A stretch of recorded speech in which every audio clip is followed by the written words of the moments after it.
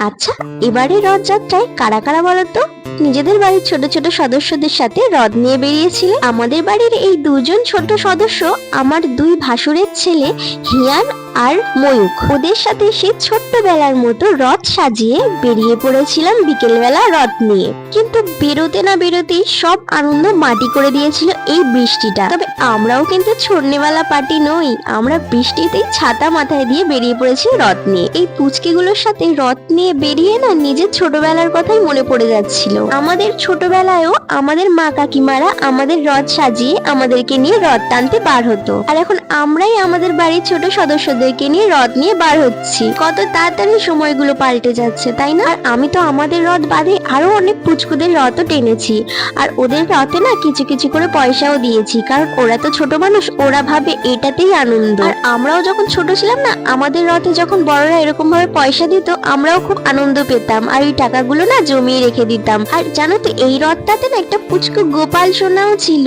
আর তারপরে রথযাত্রা তো পাঁপড় ছাড়া একদম অসম্পূর্ণ, তাই সবাই মিলে না আনন্দ করে পাঁপড় খাওয়া হচ্ছিল। আর আমাদের বাড়ির পাশে না একটা অনেক বড় রথ বার হয়, অনেক লোক মিলে খুব সুন্দর করে আনন্দ করতে করতে রথ নিয়ে যায়। এই দেখো সেই জগন্নাথ, সবাই বলো জয় জগন্নাথ। তারপরে তো অনেক রথ টানা হলো এবং শেষে গিয়ে না ভোগের খিচুড়িও পেয়ে গেছিলাম, সেটাই খেয়ে নিচ্ছিলাম।